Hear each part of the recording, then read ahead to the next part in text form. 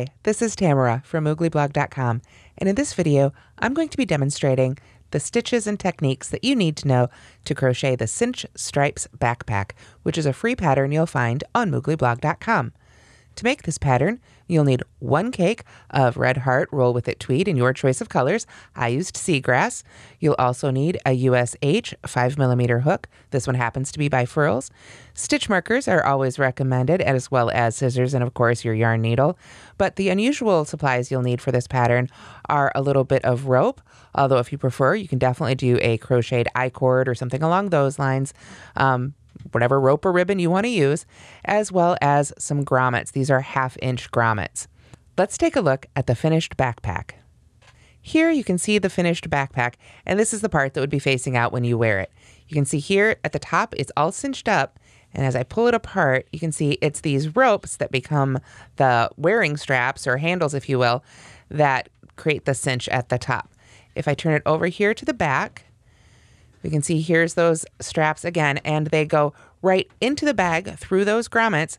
And then if I pull the bag wrong side out here, you can see you just pull those inside and give them a nice big, just tie them in a nice big knot so they don't come back through that grommet. If need be, if your grommets are a little larger or your rope's a little thinner, you can always tie a double knot, make that knot bigger. You just don't want them to come back through the grommet itself as you're wearing it. So then, as you can see, when the bag is pulled open, the straps are a little bit shorter, but then when we give those a tug to close the bag, they become long enough for wearing. I do give measurements for those in the pattern, but of course you can change the length of these, make them shorter for a child or someone more petite, or make them longer if need be as well. Now this pattern is made up almost entirely of half double crochet stitches, but they're half double crochet variations. We start at the bottom of the bag, working first a row of half double crochet and then several rows of deep half double crochet, which I'll be demonstrating here in a moment, and those are worked back and forth in rows. Then round 9 is where we work a round of half double crochet all the way around that rectangle that we've been making, and then we can join and begin working in the round. After that, we've got a combination of side split half double crochet and half double crochet in the 3rd loop. And switching back and forth between those 2 stitch styles, we get these great stripes. Right up here at the top, we've just got a simple row of double crochet with some spaces here so we can weave in our ropes. And then of course, it's all capped off with a row of single crochet just to firm up that row a little bit. So let's get started making our Cinch Stripes backpack together. Now this pattern doesn't so much feature any sort of stitch multiples, so feel free to play with the numbers and the size a little bit. Make tiny bags, big bags, it's up to you. I'm just going to be making a small swatch for our demo here today. If you're following the written instructions, you start with a chain of 33, skip the chain closest to the hook, and then half double crochet in each remaining chain across. I like to work into that back bump of the chain, but it's totally up to you. And these are just your standard half double crochets. So at the end of row 1, you should have a total of 32 stitches. Okay, so at the end of row 1, you should have those 32 half double crochets, and I always recommend putting a stitch marker in the first stitch of each row just to help you keep the right number and keep your stitch count. After that, rows 2 through 8 are all chain 1 and then deep half double crochet in each stitch across. Now this deep half double crochet, this is a name I came up for this stitch. It's probably got some other name somewhere else, but I haven't been able to find it. So if you do, please do let me know. Basically, we're going to half double crochet, but instead of going under just those top 2 loops we normally go under, we're also going to go under that 3rd horizontal loop right down here. The one underneath the top 2 loops, just want to go under that one as well as the top 2 loops, and then you can pull up your loop and finish your half double crochet just as you normally would.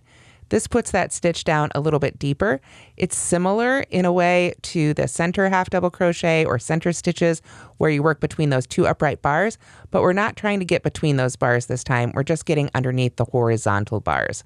So I find it's a little bit easier than center stitches, but you know, it's still got that really deep, solid stitch that we can make for the bottom of our bag here to help support whatever we want to put in it. So we're still working even here, so you should still have 32 stitches at the end of this row.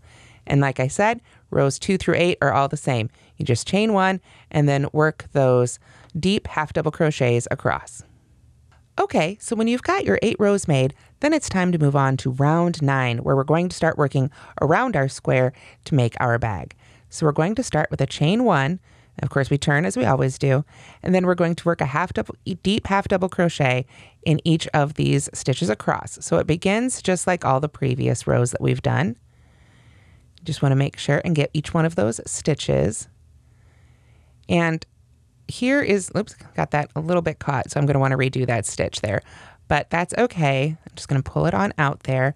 And actually, I wanted to take a moment and put my stitch marker in here.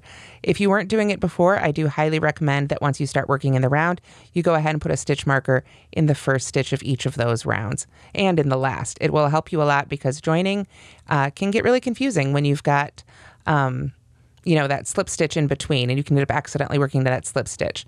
So let's go ahead and work our deep half double crochets here on across.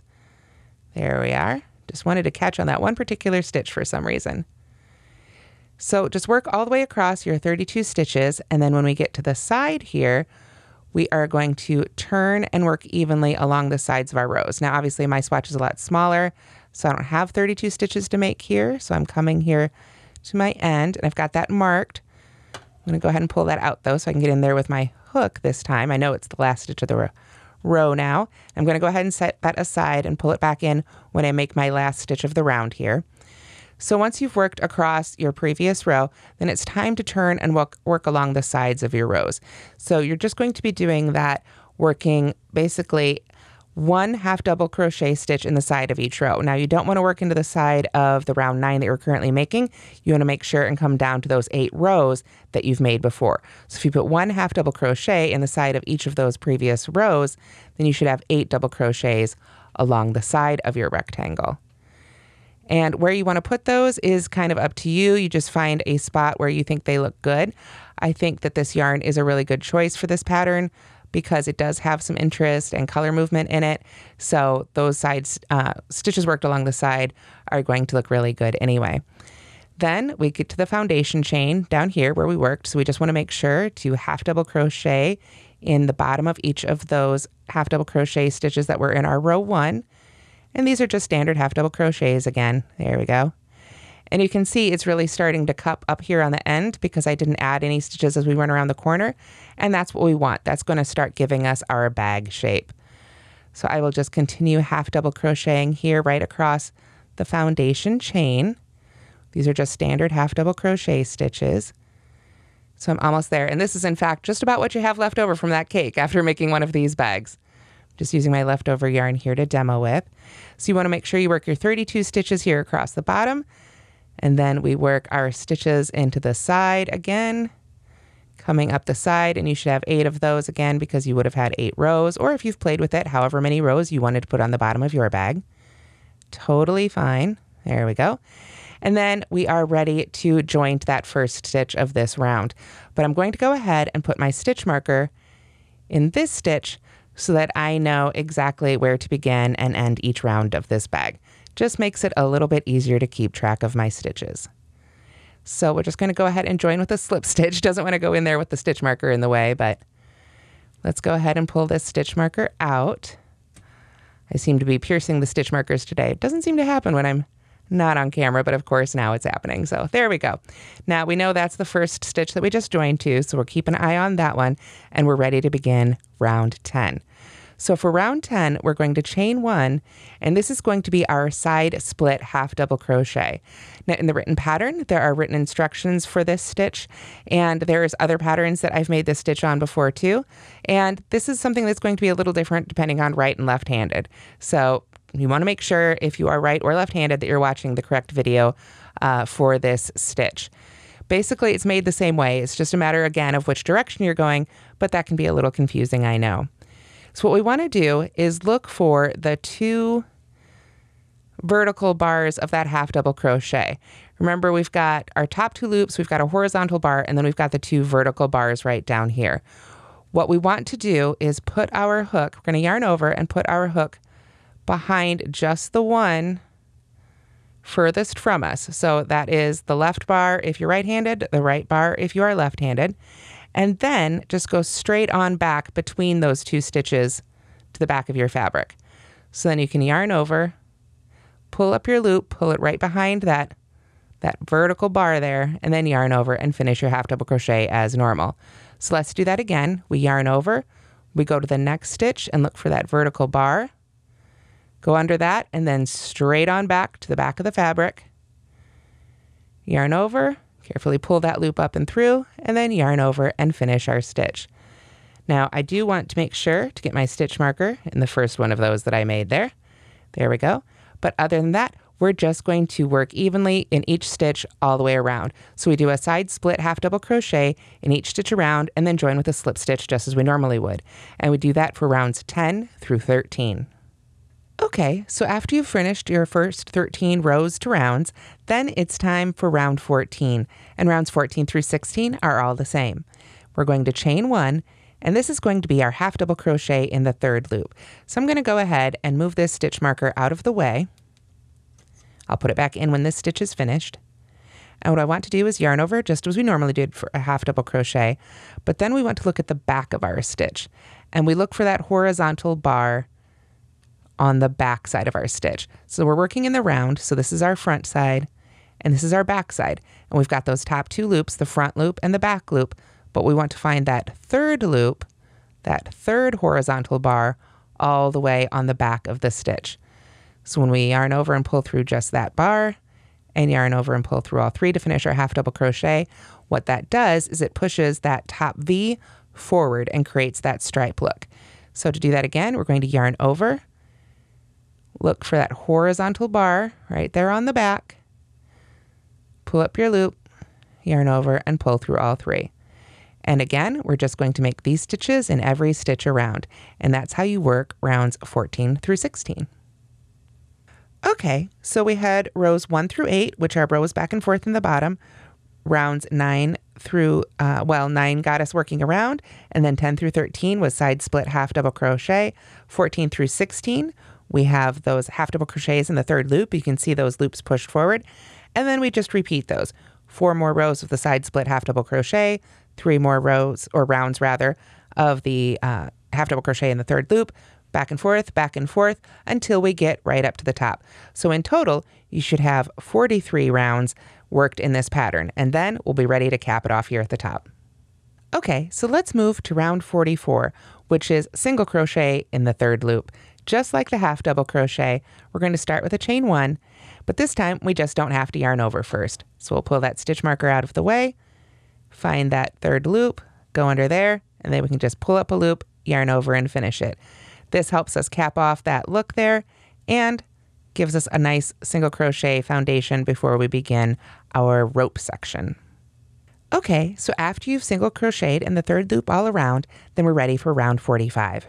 Round 45 starts with a chainless starting double crochet, but if you prefer to avoid that stitch, you can simply chain 3 instead. I'm going to go ahead and make the chainless starting double crochet, so I'm going to go ahead and move that first stitch marker out of the way, and then I'm going to pull up my loop approximately to the height of a double crochet. Then I will put my finger right on that loop so it can't move around, yarn over with the loop itself, go into that first stitch, yarn over and pull up a loop, yarn over and pull through 2, yarn over and pull through 2. So I do have, like I say, separate tutorials for that on the Moogly YouTube channel as well as on Moogly blog. So if you need to check that out again, please do so. Like I said, and if you like to avoid it, you have a different double crochet substitute that you like to use, that's all totally fine. After that first one, then we're just going to chain 1, skip the next stitch, and double crochet in the stitch after that. And that should take us all the way around. Chain 1, skip 1, double crochet, not half double crochet, but double crochet in the stitch after that. We want these to be a little bit tall and have some space for those ropes or ribbons or whatever you're using for your handles. So when we get to the end of this round, you should have a chain 1, skip the last stitch, and then you can join to that first double crochet or chain 3 or however you wanted to begin your round. Okay, so as you can see here, my last stitch was actually that chain 1, and then we skipped that final stitch and joined to our first double crochet. So we're ready to make round 46, which is our last round of this pattern, where we chain 1, and we're simply going to single crochet in each stitch and in each chain space around. So single crochet right in that first stitch, and you can move that up if you like to, or just set it aside, and then right into that chain space. So this final round right here will just add a little bit more stability and firmness to our rope section. When you get to the end of round 46, then you can break your yarn and join, or join and break your yarn, however you like to do it, and finish off and weave in those ends. Then we'll be ready to add the grommets and the ropes. Okay, and now it's time for assembly. The first thing you need to do is line up your grommets right at the base of the bag. You can see here I'm on the back, you can see the seam where I did my joining, and I've just put those sort of right where the rows meet the rounds right there, and you want to sort of wiggle them through the stitches. Now if you haven't done grommets before, there are instructions at the link for the grommets that I've included in the pattern, but basically you get a small base here, and then you would put this through the fabric right here, this one with the sort of long column inside. And then you get this on here, and then on the other side of the fabric, you've got this little disc right here, very thin guy. I don't know, there's probably official names for these, but I don't know them. So you put that over, and of course, like I say, you've got the fabric squished in between, so you kind of have to wiggle it around in there. And then you take this tool right here, and with a hammer that you do have to provide yourself, or a mallet, you whack that down in, and what that does, oops, I almost did it right there just with a little tap, it flattens out that center section and creates a really nice firm grommet in there. And this will allow your rope to, pull and everything and not mess up your yarn at all. So these can be really handy and a fun addition to any crochet or knit project. The final step then is adding your ropes or ribbons. Like I said, I used this rope, but you can use a crocheted I-cord or whatever you like to use. You want to have 2 ropes or ribbons that are 72 inches long, and that's the size for a standard adult size. Again, you can adjust that as needed for you. After you've got those 2 ropes or whatever it is cut, then you need to thread them through those chain 1 spaces here at the top between our double crochets. You can see if I turn it over, there's another double crochet there. So it's just woven back and forth. You take 1 rope, let's see, let me pull it apart here. So 1 rope has its fold or bend, if you will, right here, and then it comes out here, and here are those 2 ends of that rope. And then at the other end here, or the other side, we've got sort of the turn for the second rope, and these ends come out here. And when you weave them both in, then when you give them a pull, that pulls the top of your bag nice and closed and keeps it closed while you're wearing it. So after you've got that woven through, then you bring those ends down, and the ends that came out this side, we want to send through this grommet. So the ones that came out this side, of course, we want to send through that grommet. And then like I said before, once they go through the grommets, then we just go inside the bag and tie them in a nice big knot so they don't come back out. And this is great and really handy too if you want to use something fancier like a ribbon or something not washable. Then you can always untie these and pull the ribbons back out if you need to, and then you can throw your bag right in the wash. And that's how to make the Cinch Stripes backpack. I hope you've enjoyed this tutorial, and I hope you'll give all these fun half double crochet variations a try.